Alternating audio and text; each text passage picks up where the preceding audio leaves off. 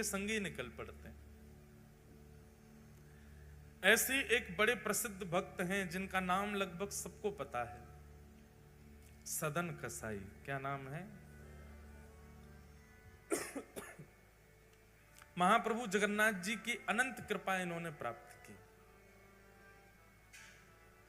मैंने पहले ही कथा में कहा है बंधुओं की भक्ति दो लोगों के हृदय में प्रकट होती है, बहुत ध्यान से सुनिएगा। या तो उस भक्त के चित्त में भक्ति का प्रादुर्भाव होता है जिसके चित्त में पूर्व से ही संस्कार विद्यमान है, पूर्व जन्म से ही संस्कारी है।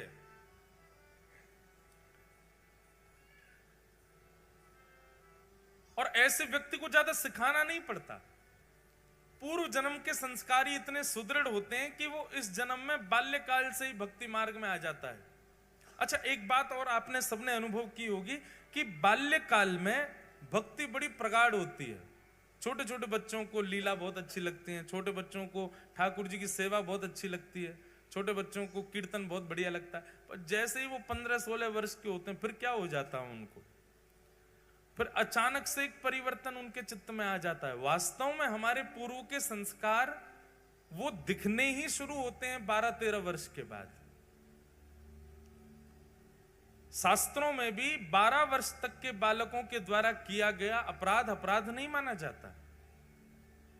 12 वर्ष का बालक भी अगर कुछ करे तो उसको पाप में नहीं गिना जाता।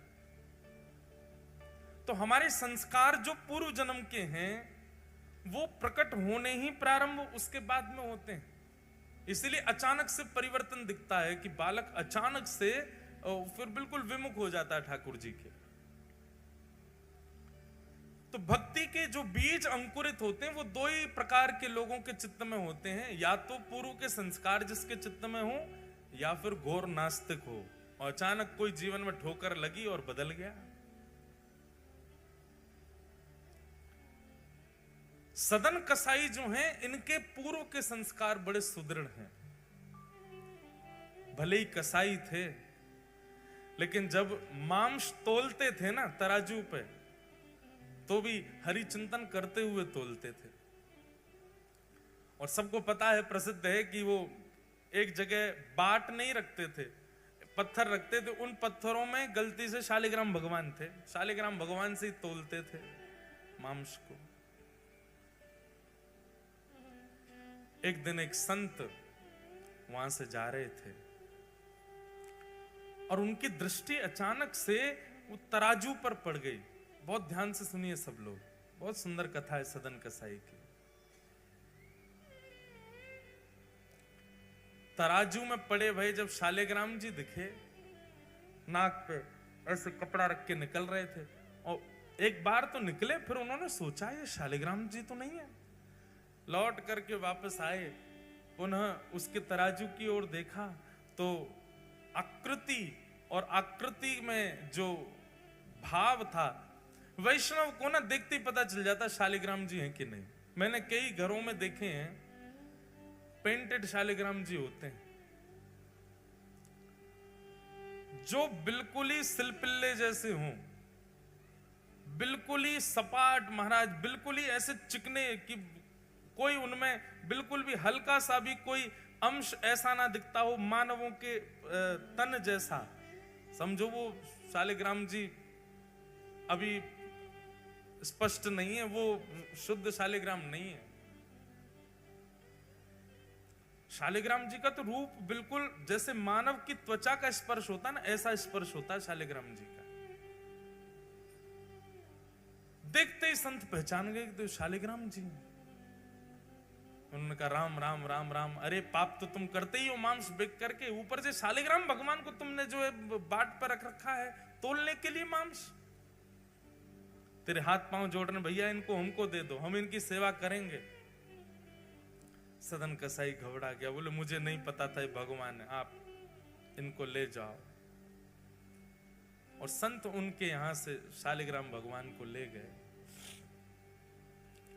पंचामृत अभिषेक कराया, चांदी के सिंहासन पर सुंदर तिलक आदि पधरा करके, इत्र आदि लगा करके, माला पधरा के श्री शालिग्राम भगवान को विराजमान किया। 56 भोग लगाए शालिग्राम भगवान के। आरती पूजा करने के बाद में रात्रि का समय दूध भोग लगा करके संत तो शयन में चले गए, ठाकुर जी को भी सुला दिया। संत के हृदय में बड़ी प्रसन्नता कि अब मैं ठाकुर जी को कहीं से रेस्क्यू करके लाया हूं, सही जगह आ गए अब ठाकुर जी। अर्धरात्रि का समय हुआ, ठाकुर जी स्वप्न में रोते भय आए, नेत्रों में अश्रुपात हो रहे हैं, उदास चित्त है। ठाकुर जी स्वप्न में आए संत के। संत कहने लगे, बोल भगवान आप इतने उदास क्यों, इतने इतने अप्रसन्न क्यों हो? सिंहासन में कुछ कमी है? आपकी प्रसादी में कोई कमी छोड़ दी क्या? मैंने सेवा ढंग से नहीं की क्या? माला में सुगंध ही नहीं थी क्या? प्रसाद में स्वाद नहीं था क्या? क्या बात है ठाकुर जी, आप इतने उदास क्यों हो? ठाकुर जी नेत्रों में अश्रु भरे और संत से कहते हैं, मुकु सदना की याद आ रही है, मुकु सदन की याद आ रही है। संत उठ करके बैठ गए और ठाकुर जी से कहने लगे, जय जय,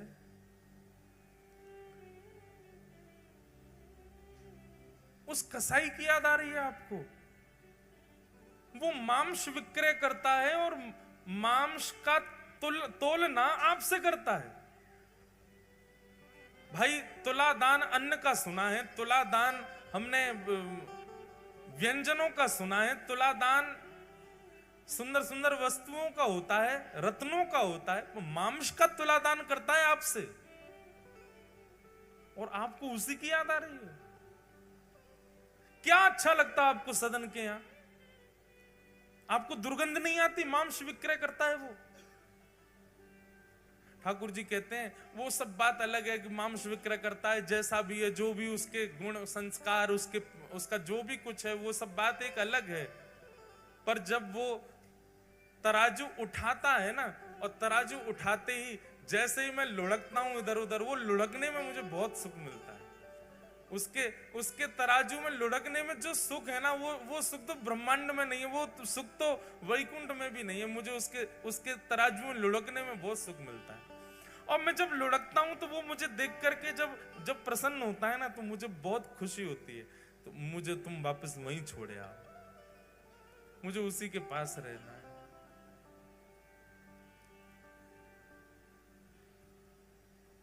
सो ही सुहागन प्रिय जाहिरी जय, कैसा तेरा मेरा। भैया ठाकुर जी आपके नहीं है, ठाकुर जी मेरे नहीं है, ठाकुर जी उसके हैं जिससे ठाकुर जी रीझे भय, उसके। ये बात सत्य है। मैं खूब कहता हूं कथाओं में कि आपके घर में सेवा विराज रही है, आप अपने ठाकुर जी को खूब भाव से सजाते हो, और दर्शनार्थी घर में कोई आते ठाकुर जी को देख करके प्रसन्न होकर के कहे, आपके ठाकुर जी बड़े सुंदर हैं, आपकी सेवा बहुत सुंदर है। तो बस ये समझ जाइए कि आपके लाल जी आपसे बड़े प्रसन्न हैं, आपसे बड़े खुश रहे मैं ठाकुर जी। क्योंकि उनकी प्रसन्नता नहीं होगी तो आप वस्त्र भी धारण नहीं करा पाओगे ठाकुर जी को। वो प्रसन्न हैं, इसलिए नित्य तैयार होते हैं। हम सेवा के लिए आपको बहुत स्पष्ट रूप से कह दें, कईयों के यहां सेवा का दर्शन करके मन बहुत उदास भी हो जाता है। ना तो वो पोशाक ढंग से डरा पाते, ना वो ठाकुर जी को नीलामे धुलामे, ना महाराज कार्य पड़ गए, ठाकुर जी के मैल जम गो पूरे शरीर में। ऐसे ठाकुर जी को देख के फिर मन होता तो है कि कुछ कह दें, भैया इनको करो ढंग से।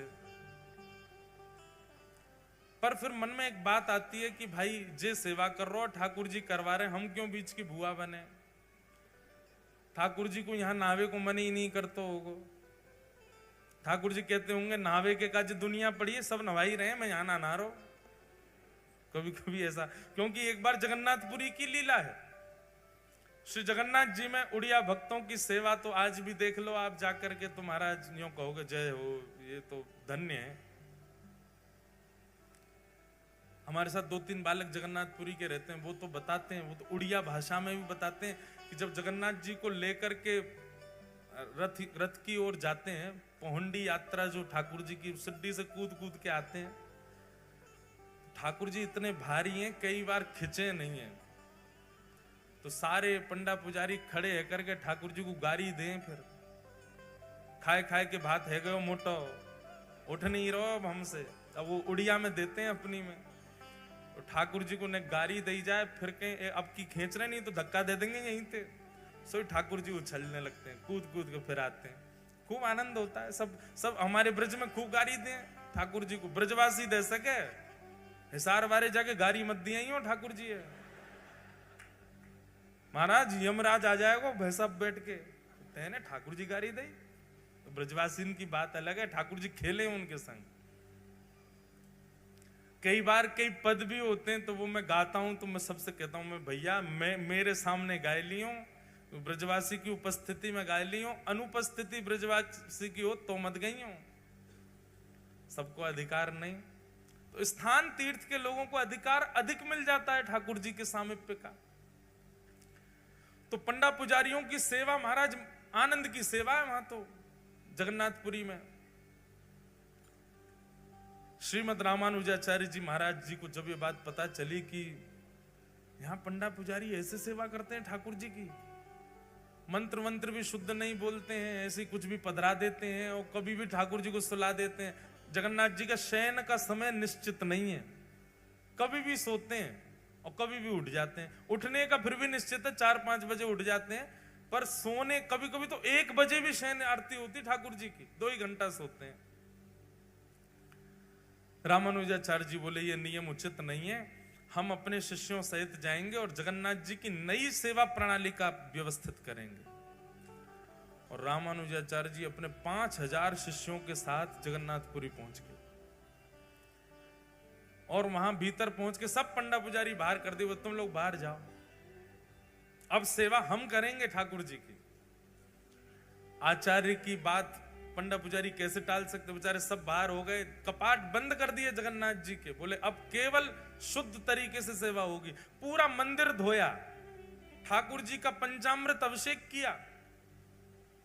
जगन्नाथ जी बेचारे ठिठर गए, बोले कि ओहो कितनों नवाई दियो मुझे। आपको पता जगन्नाथ जी स्नान कैसे करते हैं? श्री जगन्नाथ भगवान के सामने विशाल शीशा रखा जाता है और जब शीशा में जगन्नाथ जी स्वयं को देखते हैं, शीशा में पानी डाला जाता है, हरि हरि बोलो, नालिए जगन्नाथ। जगन्नाथ जी वही में खुश है, वाह प्रतिबिंब कोई नवाओ। साल में 1 बार स्नान पूर्णिमा पर नहाते हैं तो महाराज बुखार आ जाता है इनको, इनके प्रतिबिंब स्नान करते हैं शीशा में ठाकुर जी को प्रतिबिंब। आप लोग भी प्रतिबिंब को नवा के चले जाए करो कहीं, स्नान है क्यों? हमारे लिए सारे नियम है, ठाकुर जी के लिए नहीं है कोई नियम। रामानुजाचार्य जी ने तो विधि से सेवा प्रारंभ कर दी, रोज स्नान होगा, रोज ये प्रसादी बनेगी, रोज ये इतने बजे कपाट बंद होंगे, इतने बजे खुल जाएंगे, ये वेद मंत्र सुनाए जाएंगे, ये पाठ सुनाया जाएगा। 5 दिन में जगन्नाथ जी सूख गए, पतरे से है गए।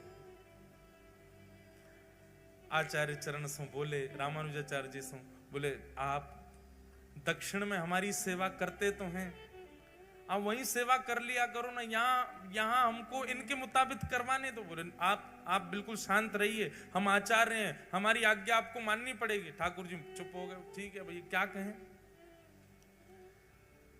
लेकिन बाहर खड़े सब पंडा पुजारियों को ठाकुर जी को बड़ी याद, ठाकुर जी को याद आ रही है। रात्रि कपाट बंद हुए, बलभद्र सुभद्रा जी से ठाकुर जी बात करने लगे, मुंह को तो बहुत याद आ रही है। ये सब उड़िया वैष्णव मेरे सामने मटक मटक करके हरि हरि बोल के जैसे नाचते हैं, मुझे बहुत सुख मिलता है। ये जैसे भी हैं, ये जैसी सेवा करते हैं, मुझे वो भाती है, मुझे वो बहुत प्रिय लगती है। मैं कब कह रहा हूं कि भाई वेद जन्य या शास्त्र जन्य सेवा मत करो, पर यहां पर मैं भाव की सेवा से प्रसन्न हूं। अब कैसे समझाऊं मैं आचार्य चरण को?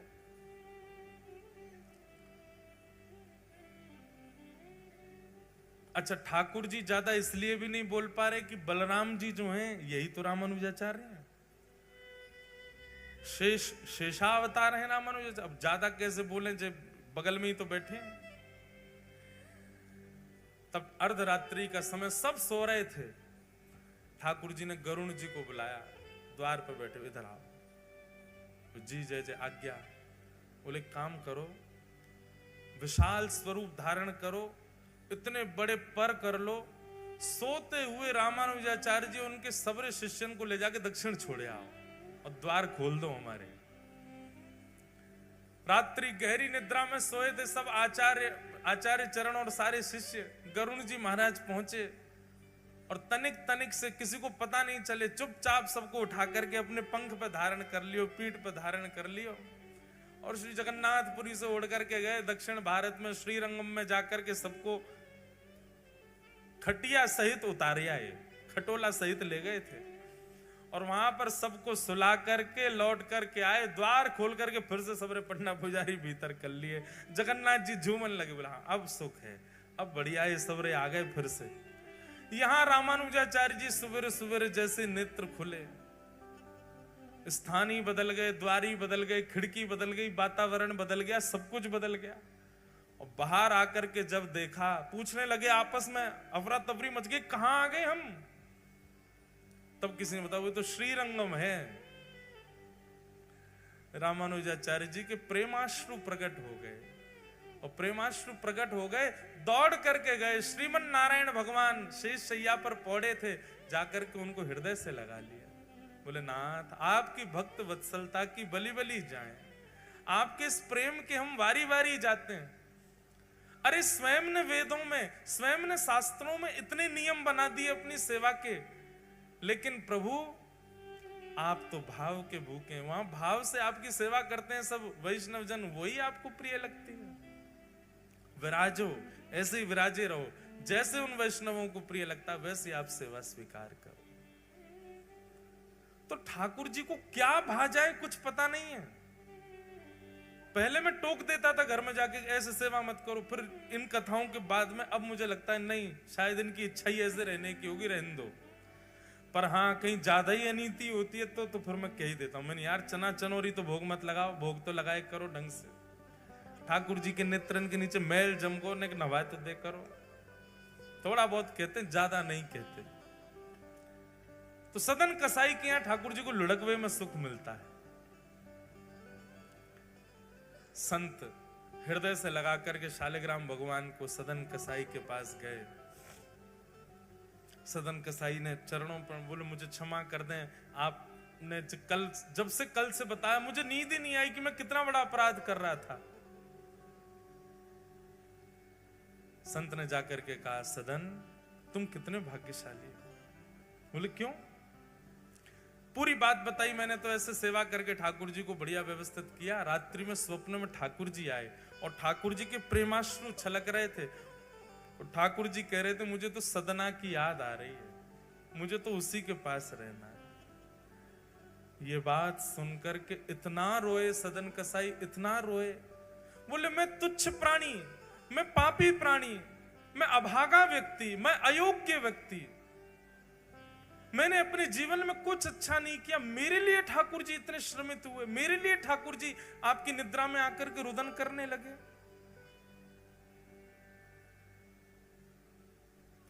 सदन कसाई ने उसी क्षण अपनी दुकान आदि तो सब बंद कर दी, बेग बाग दी, सारा काम छोड़ दिया। बोले कि अब शेष जीवन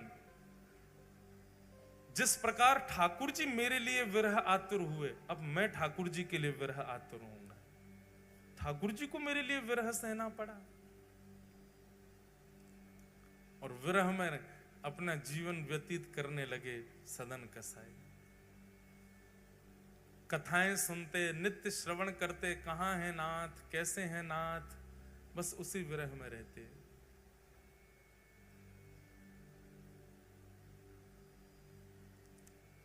एक दिन जिस गांव में सदन कसाई रहते थे उस गांव की कुछ टोलियां जा रही थीं, जय जगन्नाथ घोष कर रहे थे। सदन कसाई ने पूछा आप सब कहां जा रहे हो?